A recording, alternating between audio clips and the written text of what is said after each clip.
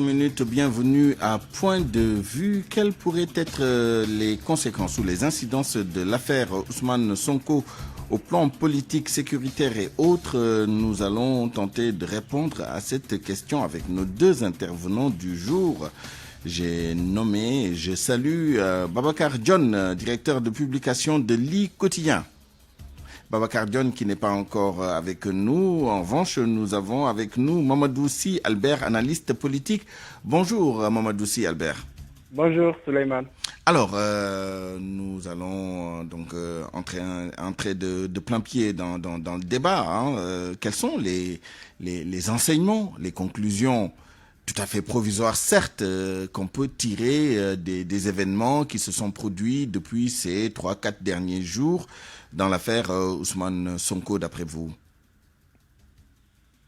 Eh bien, dans l'immédiat, en tout cas, comme premier résultat de ces journées difficiles, c'est le baptême de feu. Il y a eu un baptême de feu du PASTEF et de Ousmane Sonko. Ils ont réussi leur baptême de feu parce que c'est la première fois que le PASTEF et Ousmane Sonko se heurtent à la police, qu'il y a eu une mobilisation des militants, des jeunes pour défendre Sonko. L'épreuve s'est bien passée si on mesure que Sonko n'a pas répondu à la convocation, que les jeunes ont résisté.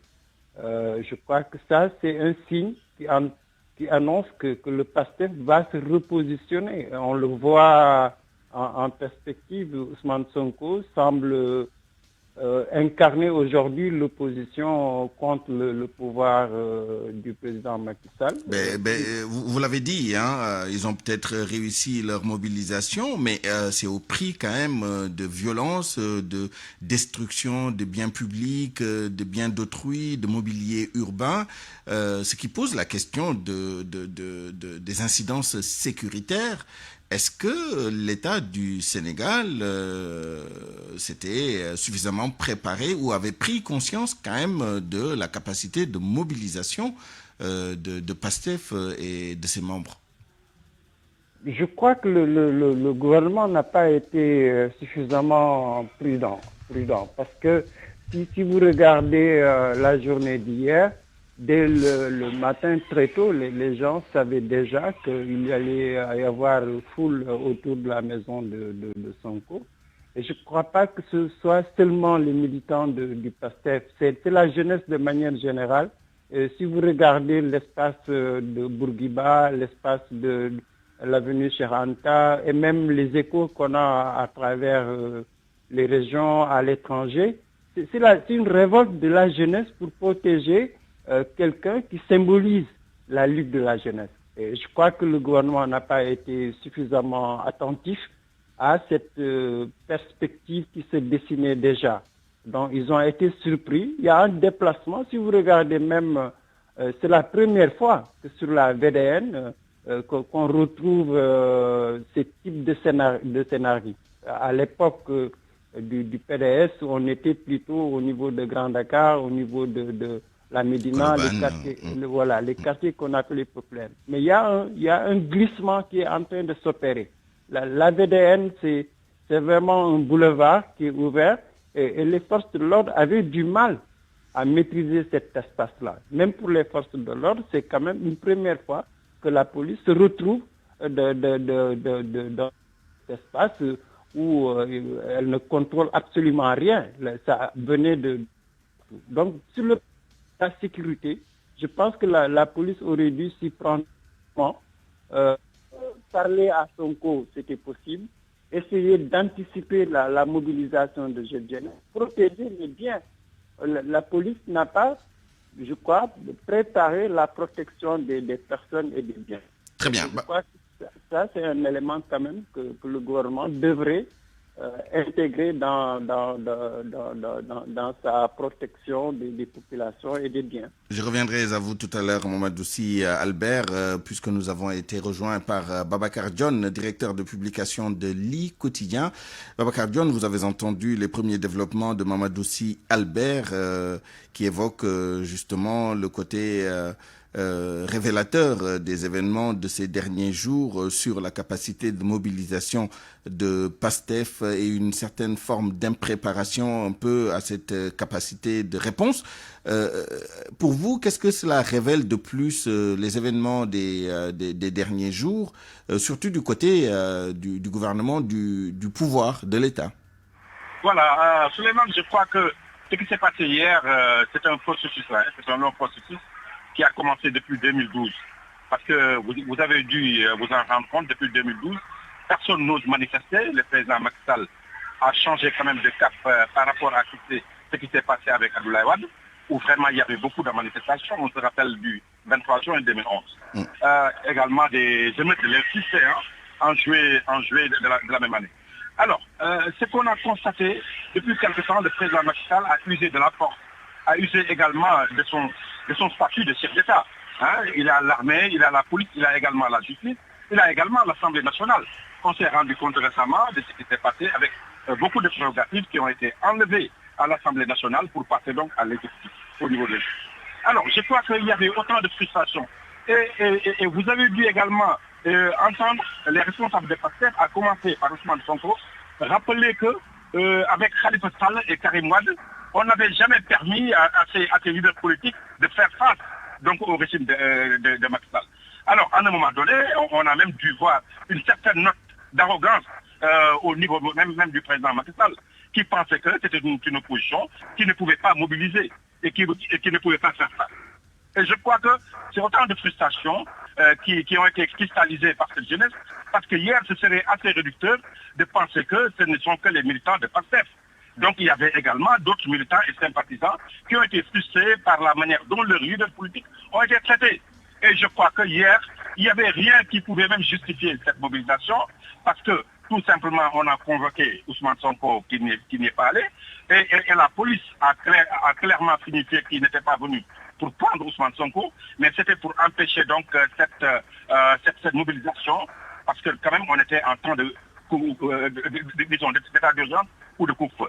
Dans la procédure, on se rappelle bien que le 31 décembre dernier, le président de la République a clairement expliqué qu'il est obligé, non, mais qu'il traite de façon particulière certains dossiers vu les risques qu'il y a d'insurrection, de violence, etc. Est-ce que vous pensez que le cas Ousmane Sonko devrait être versé dans ce lot, non pas qu'on ne traite pas le dossier parce que quand même les allégations sont très graves, mais qu'il y ait un traitement différencié, disons, dans l'approche judiciaire de ce dossier. Est-ce que c'est l'une des révélations aussi du fait que Ousmane Sonko a été sous-estimé par rapport à sa capacité de mobiliser ses troupes et de se défendre, disons?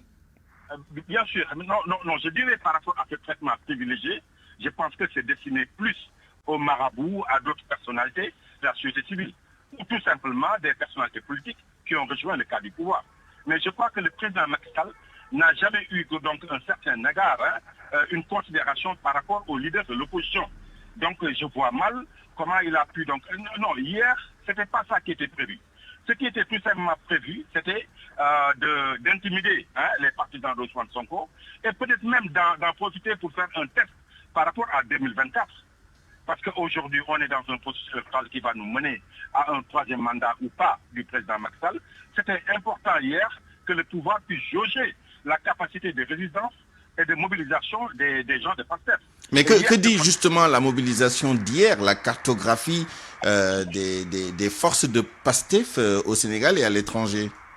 Mais on a tout juste compris que la jeunesse, ou en tout cas les populations sénégalaises, sont revenus à leur manière de résister. Sur Abdoulaye Wade, c'était connu. Et Souleymane, c'est important de noter quelque chose. Parce que je crois qu'on a écouté Y'en a marre un jour dire qu'on n'a plus de mobilisation, on ne peut plus mobiliser, parce qu'il n'y a plus quand même la presse qui accompagne les mobilisations. Les gens ont tenté, mais on ne voit pas également la presse faire du direct par rapport à certaines manifestations. Mais hier, on a vu quand même qu'une certaine presse, en tout cas une grande partie de la presse... Des médias ont traité effectivement en direct les manifestations tout au long de la journée. Voilà, et ça a encouragé quand même la mobilisation des personnes. Ou après, c'est ce qui s'est passé le 23 juin. Quand on a commencé à faire du direct, c'est vrai que c'était autorisé et les personnes ont commencé donc à sortir. Et hier, c'est exactement ce qu'on a vu. Ce qu'on n'a pas vu depuis 2011, depuis en tout cas les élections de 2012 qui ont fait... C'est l'effet amplificateur et multiplicateur du traitement en direct des événements de ce type-là. Je voudrais redonner la parole à Mamadou Sy Albert pour avancer un tout petit peu et se projeter sur l'avenir. D'après vous, quelles sont les perspectives à court terme? Comment voyez-vous les choses se développer au plan judiciaire, au plan politique, notamment en ce qui concerne la levée de l'immunité parlementaire d'Ousmane Sonko? Est-ce que ce sont des choses qui, d'après vous, vont se passer aussi facilement que certains auraient pu le penser? Non, je crois que ça va être difficile. C'est sûr et certain maintenant. Je crois que le gouvernement, la majorité présidentielle, doit donner à Ousmane Sonko sa véritable place d'acteur politique. Un premier enseignement, c'est que Sonko est l'incarnation d'une tendance politique très ancrée au niveau de la jeunesse. Il faut intégrer Sonko dans le jeu politique. Maintenant, c'est ça qui va permettre au gouvernement de rassurer l'opinion publique sénégalaise. On veut savoir la vérité. Est-ce que l'accusation est fondée ou non? Il n'y a que la justice qui peut rassurer les Sénégalais aujourd'hui. Et à mon avis, même la levée de l'immunité parlementaire, il faudrait que le gouvernement quand même mette la forme, qu'on respecte la procédure légale de la levée de l'immunité parlementaire. C'est un. Mais deuxièmement, qu'on laisse la justice, que la dame, elle a peut-être raison de porter plainte. Sonko a raison de protéger son honorabilité. Il n'y a que la justice qui peut départager les deux parties. Et de ce point de vue-là, le gouvernement doit vraiment laisser la justice aller jusqu'au bout. Pour vous, il faut dépolitiser et dépassionner cette affaire. Mais il faut dépassionner. On ne peut pas prendre Sonko en otage. On ne peut pas prendre la dame en otage. Il n'y a que la justice qui peut trancher cette affaire-là. C'est une affaire très grave. Il faut que le gouvernement se rende compte que Sonko, c'est un homme politique, c'est un leader, c'est l'espoir d'une frange de la jeunesse. Mais Sonko a la dignité. C'est l'État qui doit protéger Ousmane Sonko. Mais justement, maintenant, il nous reste malheureusement... Oui, allez-y, terminez votre phrase. Cette citoyenne également, elle a le droit. C'est une citoyenne. J'allais en venir à cette citoyenne. Il nous reste très peu de temps et je voudrais quand même consacrer ce temps à cette jeune dame qui porte des accusations qu'il faudra bien naturellement éclaircir,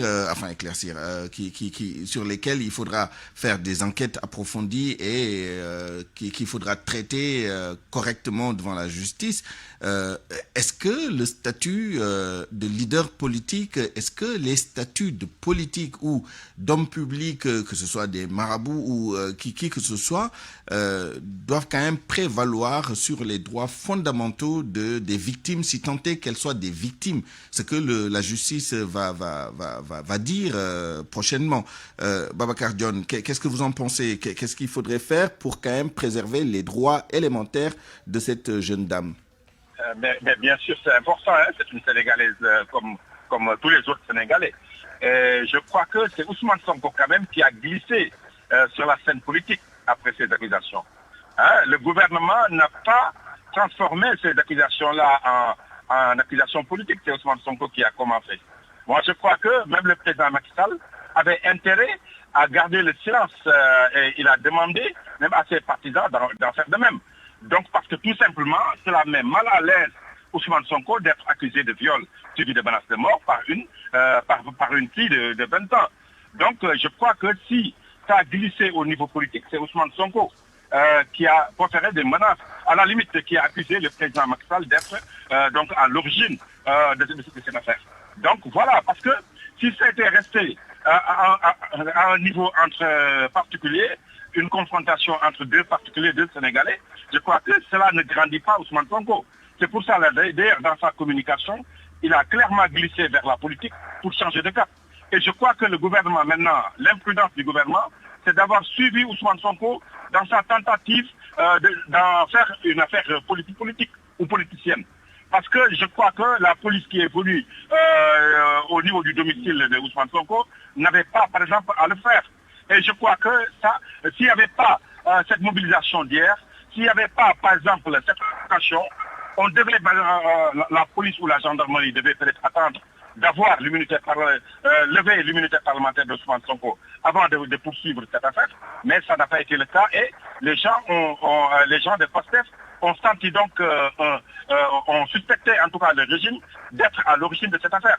Mais je crois que c'est Ousmane Sonko qui a gagné à faire de cette affaire une affaire politique. Parce que si ça restait entre lui seul et une fille de 20 ans, je crois que ça va continuer à écorner son image. Merci. Maintenant, juste pour dire que les gens de PASTEF doivent se rendre compte que ça ne va pas être facile. Je crois que le gouvernement, quand même, ne va pas arrêter. Hein. Donc, il faut qu'il s'attende à ce que le gouvernement donc, continue cette procédure. Et je crois que donc ça peut être, oui, il faut le dire, ça peut être quand même dense pour Ousmane Sonko. Merci à tous les deux. Nous vous retrouverons dans l'édition en Wolof pour la suite de ce débat. C'est la fin de cette édition du Grand Journal à 12h50.